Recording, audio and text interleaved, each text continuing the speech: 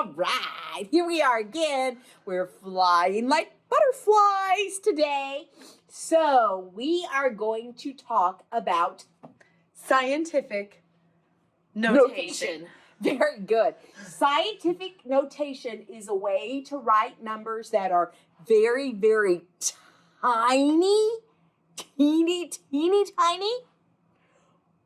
Oh yes, she's writing tiny. She does the writing because she writes prettier than me. But anyway, or very, very big, like mucho grande, like bigger than the mucho grande tacos at Taco Bell.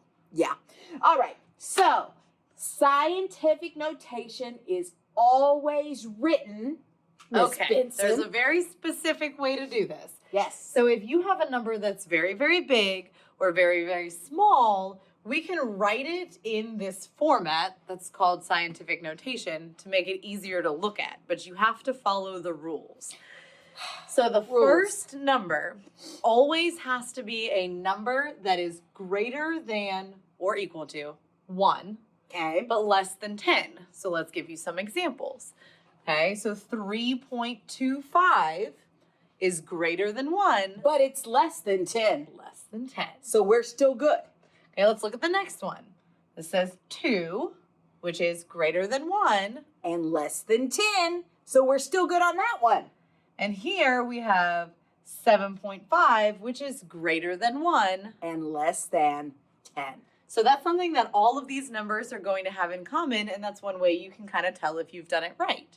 The second thing you have to have is a power of 10, which is something you may not have thought about for a very long time. But it means you have a 10, a base of 10, with an exponent. The exponent can be anything, positive, negative, even 0. So let's look. I have 10 to the negative third power. Perfect. That works. I have 10 to the 8th power. Also good. And 10 to the 0 power, or power of 0. One of my favorites. Yes. Okay, so as long as you have those two things, you have a number written in scientific notation. Now that may not mean a whole lot to you yet, but let's look at an example or two.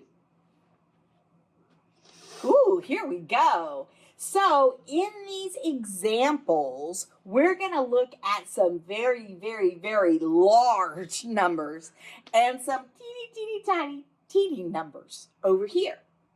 So, Okay. Go ahead, Miss Benson. So this one says, in July of 2018, the population of the Earth was 7,600,000,000, which is a mouthful to say, but also if you had to write this number out all the time or do math with it all the time, that would just be a pain, counting out all those zeros. So we use scientific notation to make it a little bit easier. Right. Okay. Now over here, we have the radius of a hydrogen atom, which is 0.0000000000025, which is also known as 25 trillionths.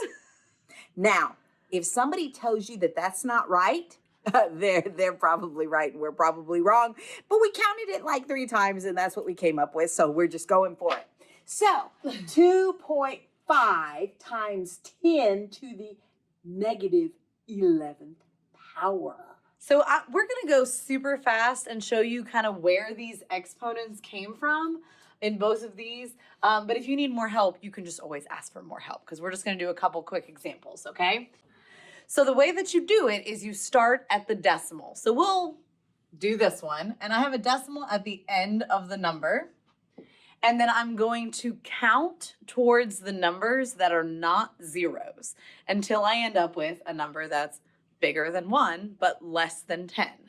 Okay, so let's just count. I'm going to go 1, 2, 3, 4, 5, 6, 7, 8 spaces. And if I stop there, I have 76 in the front. That's too big. It's bigger than 10. That's too big. So I'm going to go one more place until I land here, and that's where I'm going to put my decimal so that I have 7.6, and I moved 9 spaces. So my exponent is 9. And if you remember this really well, that's awesome. And if you need to get some help on this, that's fine too. It can get real tricky. But we're just going to keep it short. And I'm going to show you another way to do it because Miss Benson, she is very, very smart person. And she counted and she knew exactly where to stop because she knew she had to stop at 7.6 because it was bigger than 1 less than 10. Now, Ms. Voss here, sometimes we have to have some new methods for Ms. Voss. So I'm going to look at all of these numbers and I see a 25 back there. But 25 is way bigger than 10. Way too big. So we can't do that. But if I put a decimal right here at 2.5, that's bigger than 1, less than 10. So I'm going to start over here at the first decimal, and I'm going to count to where I put the other decimal. Okay, I had to give myself a place to stop because sometimes that's just the way I am. So the 2.5 is here, so we're in good shape there, but let's figure out that power. So I'm going to start here and move right. 1, 2, 3, 4, 5, 6, 7, 8, 9, 10, 11. And that's where that negative 11 came from.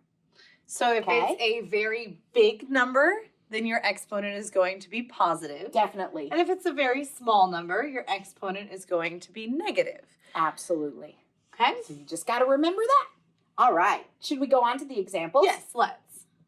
Here I have a list of 3 regular looking numbers. Okay, this is called standard form, or they're just decimals. They're just regular numbers. And I'm going to write them in scientific notation. So I like the Mrs. Voss method, so let's steal that one.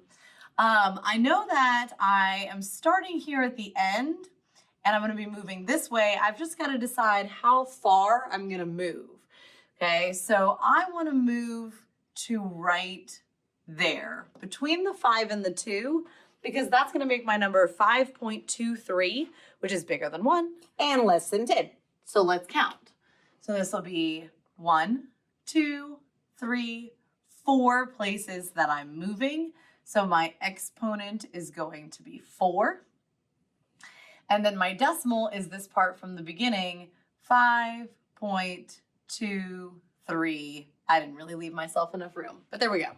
So let's do this first one just in the calculator. Let's use our tools. We have it. Let's use it. 8.01 times 10 and then raised to the 3rd power. Oh, we have a new button here.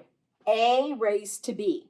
So we're going to click on that, and that lets us put in whatever power we want. So we're going to put in a power of 3.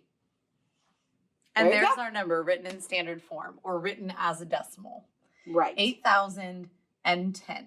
Okay. Whenever you see a number like that and we say it's a decimal, it is because it's 8,010.0. We just don't write the 0.0. Okay? So you just have to know that. That's something you just have to know. So try the 4 examples that are left. Pause the video. Come back to check your answers.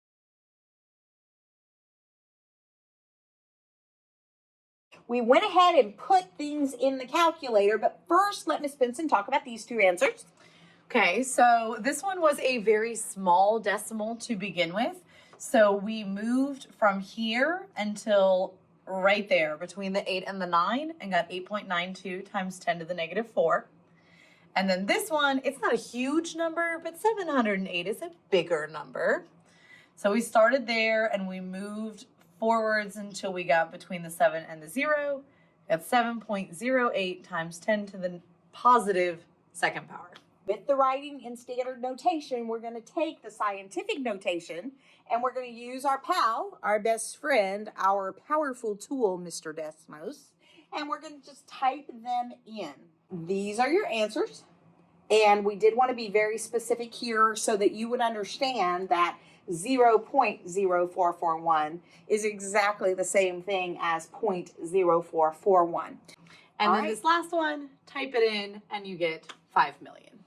A bunch. We wish we had $5 million. We don't. Or 5 million cupcakes. Oh, that sounds good. Or cookies. Or what? It's almost lunchtime. Talk to you guys later. Bye.